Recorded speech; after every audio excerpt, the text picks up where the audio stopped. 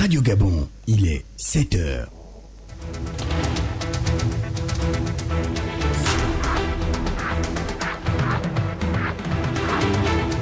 Le journal. Sur Radio Gabon, la référence. Très bonne matinée, messieurs, dames.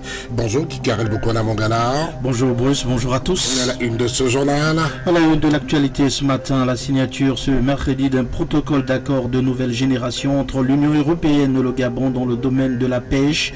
Il prend en compte tous les aspects liés au développement de l'industrie de la pêche dans notre pays.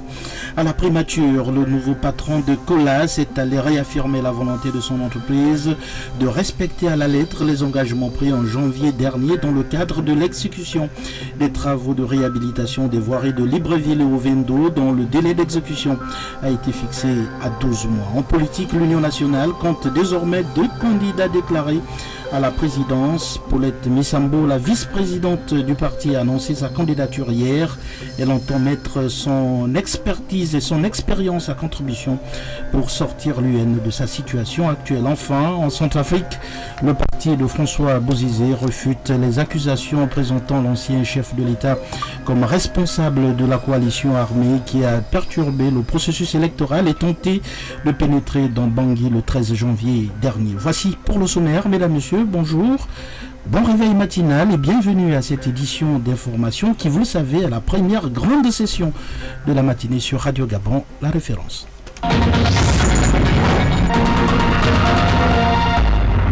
Le corps du journal sur Radio Gabon, très bonne matinée. Ouvrons cette première grande édition d'information par la signature ce mercredi d'un protocole d'accord de nouvelle génération entre l'Union européenne et le Gabon dans le domaine Gikarel Bokona Mongana de la pêche. Le dit accord paraphé par les deux parties prend en compte tous les aspects liés au développement de l'industrie de la pêche au Gabon. La cérémonie de signature a eu pour cadre le ministère de l'Agriculture. C'était en présence de Freddy Bouvila. Le nouveau protocole d'accord vise à construire un véritable partenariat permettant de renforcer la gouvernance des océans et à garantir une pêche durable dans notre pays. Rosario Binto País, ambassadeur de l'Union européenne au Gabon. C'est un protocole de nouvelle génération qui tient en considération la protection de la biodiversité et des ressources halieutiques. Donc, nous réjouit parce que c'est exactement dans notre dialogue avec le Gabon et notre partenariat de travailler davantage sur la protection de l'environnement avec une création d'emplois, développement de l'industrie de la pêche. Donc, je pense que c'est un protocole très complet et je félicite les négociateurs, mes collègues de l'Union européenne et les négociateurs gabonais d'avoir un peu de temps, de mai de l'année passée et pendant la pandémie, avoir cet accord qui est, comme je dis, un accord de nouvelle génération. Pour le ministre de l'Agriculture, Biendi Maganga Moussavou, cet accord de nouvelle génération intègre les principales préoccupations du Gabon en matière de pêche. La logique du pilier Gabon Bleu, c'est de faire en sorte que nous reconnaissions, que soit valorisé le potentiel halieutique de notre pays, c'est-à-dire préserver nos écosystèmes marins, faire en sorte que nous nous inscrivions dans une pêche durable et faire en sorte que les retombées de la pêche soient les plus sensibles, les plus visibles ici au Gabon, pour l'industrie gabonaise, pour les emplois gabonais, pour la création de richesses au Gabon. L'aboutissement de ce projet est le fruit de plusieurs mois de travail entre les deux parties. Grâce à ce protocole, le Gabon devient le deuxième partenaire important de l'Union européenne dans le monde en matière de pêche thonière. Il faut ajouter à Freddy Bouvila que sitôt après la signature de ce protocole d'accord entre l'Union européenne et le Gabon, le ministre de l'Agriculture a présidé la cérémonie de lancement officiel des souscriptions à l'accès aux zones agricoles à forte productivité, Guicarala. Elles avaient été créées, ces zones agricoles à forte productivité, par les plus hautes autorités du pays pour permettre aux agriculteurs de bénéficier des terrains cadastrés dans l'optique de mieux mener leurs activités et surtout de valoriser les richesses du sous-sol gabonais. Retrouvons Freddy Bouvila. Ce projet, cher aux plus hautes autorités gabonaises, va permettre de booster la production agricole et encourager la population à consommer ce qu'elle produit. Biendi Maganga Moussavou, ministre de l'Agriculture. Pour la première fois, nous allons matérialiser de manière très concrète la vision du chef de l'État qui est de faire en sorte qu'au Gabon, nous disposions de terres arables, cadastrées et sécurisées à mettre à la disposition de l'agriculture. L'agriculture, c'est qui? C'est tous les agriculteurs, que ce soit les petits exploitants, les coopératives, les petites et moyennes entreprises et aussi les agro-industriels. L'objectif, c'est de moderniser notre agriculture, de faire en sorte qu'elle puisse s'organiser dans le cadre d'un système alimentaire qui permette de nourrir la population gabonaise, donc à grande échelle. Pour bénéficier de ces terrains dans les 5 zones agricoles à forte productivité, certaines conditions sont à remplir. Nous avons bénéficié de la technicité des agents de l'Agence nationale de la promotion des investissements pour la réalisation d'un site internet qui est facile d'accès, très pratique et qui donne aussi la possibilité à chacun de recevoir la notification de la prise en compte de son inscription. Les agriculteurs, pour leur part, la matérialisation de ce projet vient résoudre les problèmes d'accès aux parcelles convenables. Nous avons souscrit pour la zone de Kango et nous attendons que le dossier suive son cours parce qu'il y a des étapes. La souscription c'en est une. Après l'étape de souscription, il y a une étape d'analyse des dossiers par les équipes techniques du ministère. Mais ça s'est très bien passé. La matérialisation de ce projet d'accès aux parcelles dites zones à forte productivité devrait donner un véritable coup de pouce, un véritable boom à toutes les personnes passionnées du monde de l'agriculture et de l'élevage dans notre pays. Les formulaires d'acquisition sont disponibles à l'Agence nationale de promotion des investissements, au bureau des ZAP et sur le site www.zapgabon.ga. Le dossier de Freddy Bouvila, de la rédaction de Radio Gabon, la référence. Il est 7h06 à l'immeuble du 2 décembre au boulevard Triomphal Omar Bongo à Libreville. À la primature, le nouveau patron de Colas, Christophe Roques, a été reçu hier en audience par la première ministre chef de gouvernement Guy Carel. Le néo-patron de Colas, entreprise spécialisée dans la construction des infrastructures routières, est allé réaffirmer sa volonté et celle de sa structure de respecter leurs engagements.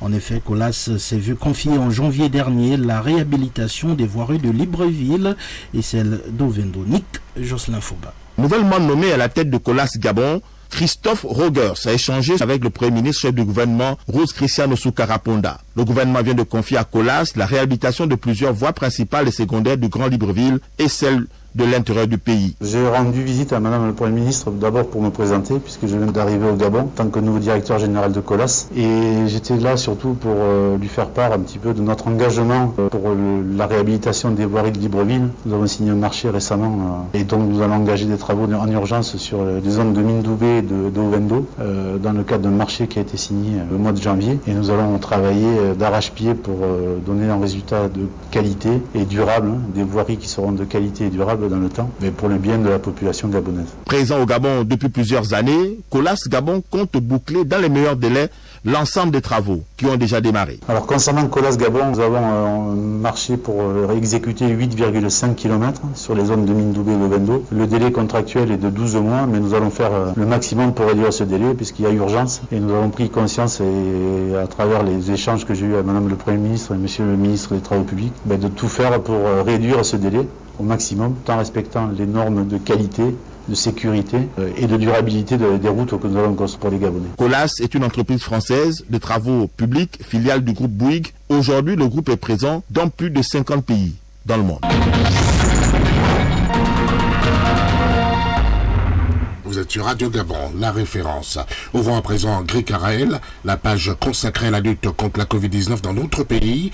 Au lendemain du lancement officiel de son programme de riposte à l'épidémie, Marie-Françoise Dikomba était hier dans la commune d'Ntoum. Le chef-lieu du département du Komomanda a donc constitué la première étape de son périple de sensibilisation contre cette épidémie qui gagne du terrain dans notre pays face aux autorités administratives et médicales de la localité. J'y arrive. La gouverneure de l'Estuaire a rappelé la nécessité pour tous les acteurs impliqués dans la lutte contre la Covid-19 de se remobiliser autour de l'observation des mesures barrières en allant sensibiliser la population. De Toum, nous avons la correspondance de Maurice Mungonga. C'est pour sensibiliser les populations de la commune d'Untum dans le Grand Libreville sur le Covid-19 que Madame Dikumba, gouverneure de la province de l'Estuaire, s'est rendue en Untum où elle s'est entretenue avec les autorités administratives et médicales de cette localité. Mot de bienvenue du médecin-chef du centre médical d'Untum, intervention du maire central, du préfet et celle de Madame le gouverneur de l'Estuaire. Quels ont été les temps forts de cette cérémonie au centre médical d'Untum?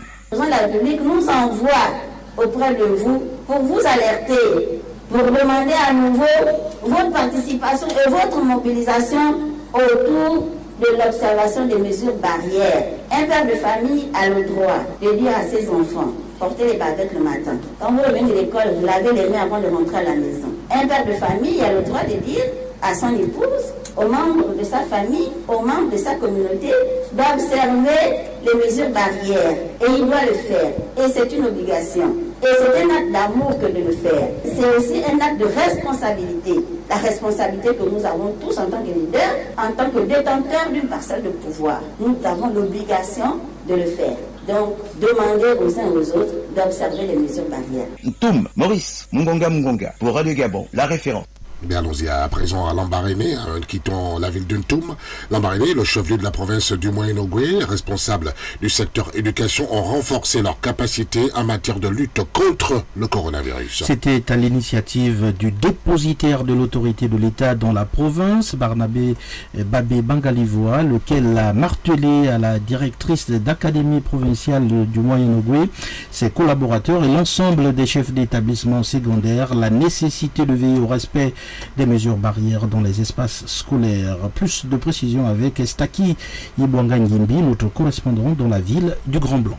La directrice d'académie provinciale du Moyen-Ogooué, Sabine Mbiyé, épouse Mapangou, ses proches collaborateurs et l'ensemble des chefs d'établissement secondaire de la ville du docteur Albert Schweitzer ont été invités par le gouverneur Barnabé Babé Bangalivoa à veiller sur l'application stricte dans les espaces scolaires des mesures barrières au Covid-19 édictées par le gouvernement de la République. La famille et l'école doivent rechercher des solutions pour mettre fin aux violences. N'oubliez pas que les châtiments corporels dans les écoles sont interdits par la loi, a indiqué Barnabé Bangalivoa. L'un des participants chefs d'établissement se prononce sur l'ensemble des problèmes évoqués. Janvier Ngema Mumba. Nous n'avons pas le droit d'échouer parce que c'est notre pays. C'est notre pays, ce sont nos enfants. Les comportements qu'ils ont aujourd'hui, ils les héritent des films et d'autres choses. Maintenant, aux parents, faire la sensibilisation à la maison. Parce que dès que les enfants sont à la maison, ils arrêtent, ils ne portent plus les masques, ils ne portent plus rien. Ils font comme si la maladie n'existait pas. La sensibilisation, c'est pas seulement dans les écoles, c'est aussi dans les maisons. Maintenant, au service social, de faire le tour des quartiers, des chefs de quartier, de parler avec eux. Rappelons que cette rencontre a mis fin à la kyrielle de réunions organisées depuis bientôt une semaine par l'autorité provinciale. Lambaréné, Estaki Ibwangangimbi pour Radio Gabon, la référence.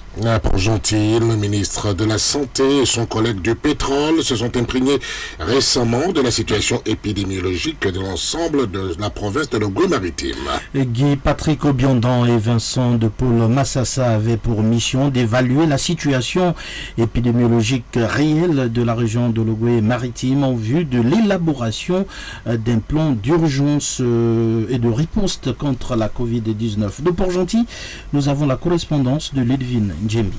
La province de l'Ogooué-Maritime présente un taux de positivité qui tourne autour de 20% selon le COPIV. C'est dans cette optique que les ministres de la Santé, du Pétrole, des Mines viennent d'effectuer une mission à Port-Gentil afin de s'imprégner de la situation épidémiologique dans le but d'élaborer un plan d'urgence et de riposte contre la Covid-19 pour freiner la propagation de la maladie dans la ville. Guy Patrick Obiondon, ministre de la Santé. Nous avons décidé de l'urgence d'élaborer un plan de riposte spécifique à Port-Gentil, où nous demandons une implication de tous les acteurs concernés par la riposte contre la Covid-19.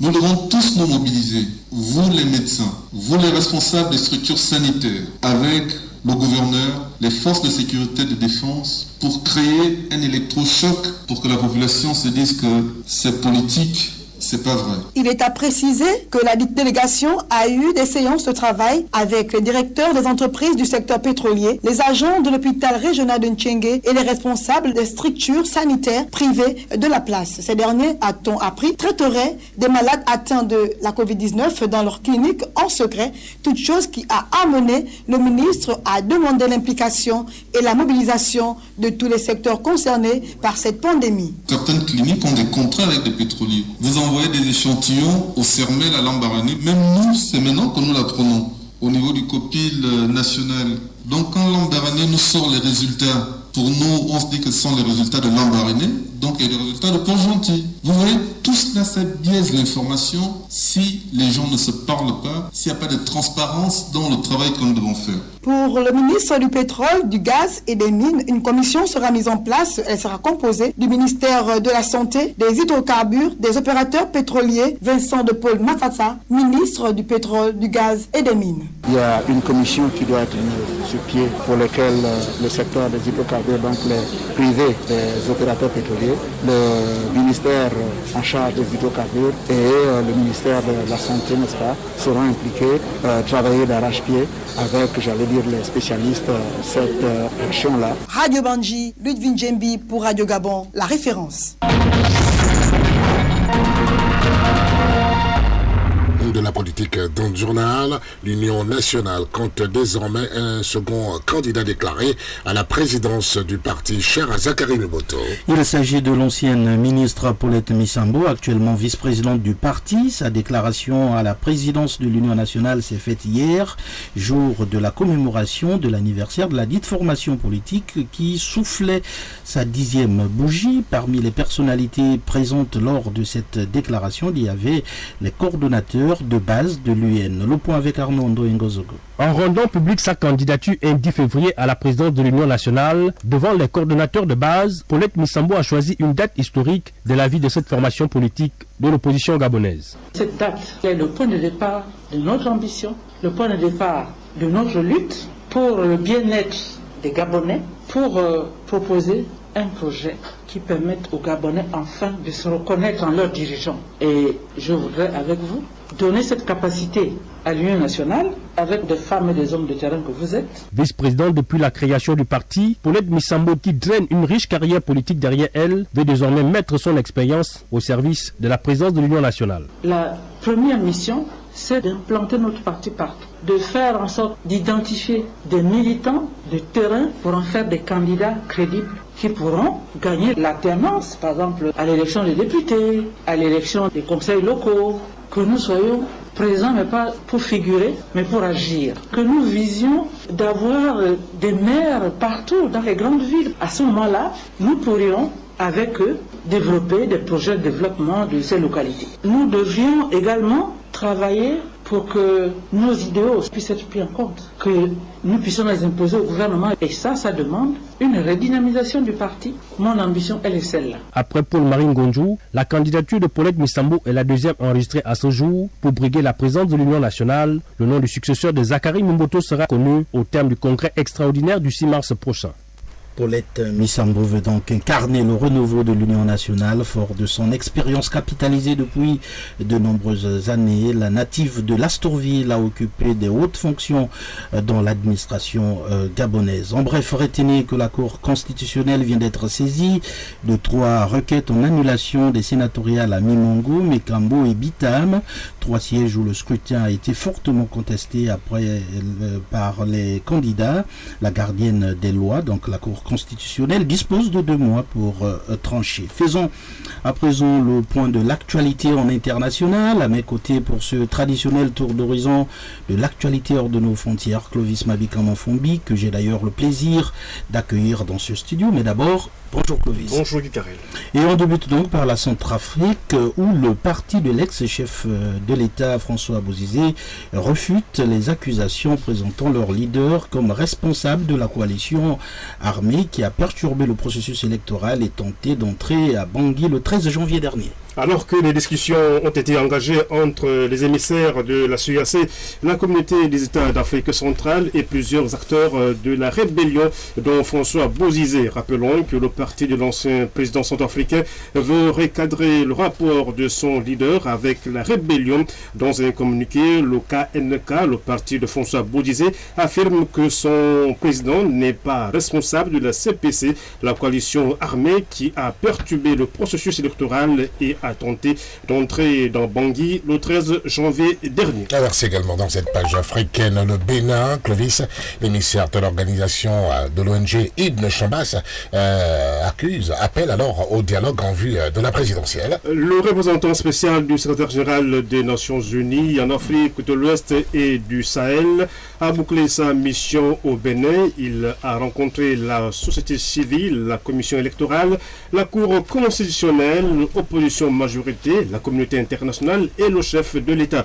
Rappelons que Patrice Talon l'a reçu en dernier avec le ministre des Affaires étrangères face aux divergences entre majorité au pouvoir et l'opposition. Le diplomate préconise de privilégier le dialogue. Voilà, Ibn Chambas, c'est bien l'émissaire de l'Organisation des Nations Unies au Bénin. Et puis le Mali, où la ville de Kidal accueille la première réunion du comité de suivi de l'accord d'Alger depuis 2015. Oui, le comité de suivi de l'accord d'Alger doit se tenir à Kidal aujourd'hui. C'est la première fois depuis 2015, date de la signature de ce texte qui a mis un terme à la guerre civile, que ce comité se retrouve dans cette ville au nord du Mali. Avec ce comité de suivi de l'accord d'Alger, Bamako veut envoyer le signal d'une normalisation. Gao et Tombouctou au Mali, 6h21, 7h21 en Bigou et Mimongo chez nous au Gabon.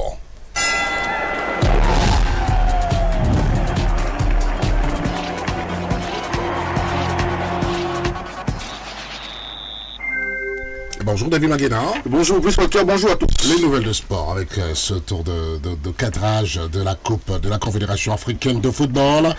Salita FC du Burkina Faso déjà à Libreville. Oui, Salita, c'est une forte délégation de 32 personnes qui a foulé hier le sol de l'aéroport international Léomba de Libreville en début de soirée. Et Salita s'affronte ce dimanche Bwingidi Sport, l'unique représentant gabonais en Coupe de la Confédération africaine de football. Les Burkinabés viennent à Libreville avec la ferme conviction de faire un résultat positif en attendant le match retour le 21 février à Ouagadougou après l'élimination de Bwingidi en Ligue des Champions par le TP Mazembe. L'équipe logovéenne rêve de jouer cette fois-ci la phase de poule de la Coupe de la CAF, une équation difficile à résoudre face à l'actuel 4e du Faso Foot, championnat burkinabé des premières divisions. Salitas a 14 matchs dans les jambes pour 17 journées. Bwingidi se contente des matchs amicaux. Affaire Gabon-Gambie ou Gambie et Gabon du 16 novembre dernier, la décision de la commission d'appel de la Confédération africaine de football est toujours très attendue par les Gabonais. Lundi dernier, le président de la Fédération gabonaise de football, Pierre-Alain Mungengi, a été interrogé par les membres de la commission. La décision définitive devrait tomber dans les prochains jours. Les Panthères de moins de 17 ans poursuivent leur préparation des éliminatoires de la CAN U17 zone UNIFAC, l'Union des fédérations de football d'Afrique centrale. Ce tournoi offre la possibilité à 2 équipes de la sous-région de décrocher la qualification en phase finale de la Coupe d'Afrique des Nations prévue en mars 2021 au Maroc. Selon nos informations, les éliminatoires pourraient avoir lieu au Cameroun. Allez, on change de discipline. On parle de judo à présent pour dire que le judo gabonais est une fois encore à l'honneur. Oui, l'arbitre Jean-Claude Ndjimbi fait partie des 16 meilleurs mondiaux retenus par la commission d'arbitrage de la Fédération internationale de judo pour officier lors des prochains Jeux olympiques qui auront lieu du 23 au 8 août 2021 à Tokyo. Un mot de foot hors de de nos frontières. Quelques résultats des matchs des 32e de finale de la Coupe de France. Dijon, des internationaux gabonais Bruno Ekole Manga et Didier Ndong Ibrahim sortent de la compétition par la petite porte après la défaite 1-0 face à Lille hier. Rodez de Johan Serge Aubian et son équipe ont été éliminés par Brest, club de Ligue 1, 2-1. Ça passe pour l'OM devant Auxerre 2-0. Enfin, Bordeaux tombe devant Toulouse, club de Ligue 2. Voilà, David Maguena pour les nouvelles de sport. Et ce générique dans vos fragiles et sensibles oreilles pour dire que le journal se referme. Guy Carrel, Bokuna Mangala. À retenir simplement la signature ce mercredi d'un protocole d'accord de nouvelle génération entre l'Union européenne et le Gabon dans le domaine de la pêche. Il prend en compte tous les aspects liés au développement de l'industrie de la pêche dans notre pays. À la primature, le nouveau patron de Colas est allé réaffirmer la volonté de son entreprise de respecter à la lettre les engagements pris en janvier dernier dans le cadre de l'exécution des travaux de réhabilitation des voiries de Libreville au Vendo, dont le délai d'exécution a été fixé à 12 mois. Puis en politique, l'Union nationale compte désormais 2 candidats déclarés à la présidence. Paulette Misambo, la vice-présidente du parti, a annoncé sa candidature hier. Elle entend mettre son expérience à contribution pour sortir l'UN de sa situation actuelle. À la technique ce matin, il y avait l'incontournable Michel Bokango, à la réalisation Clovis Mabikama Fombi, à la collaboration rédactionnelle Bruce Walker Mapoma. La page sportive était animée à l'instant par David Maguena La Panthère. Moi je suis donc Guy Karel Bukwana Mungala et j'aurai le plaisir, l'immense plaisir de vous retrouver demain dès 7h. Mais en attendant, je vous laisse méditer sur cette pensée de Jean-Jacques Rousseau.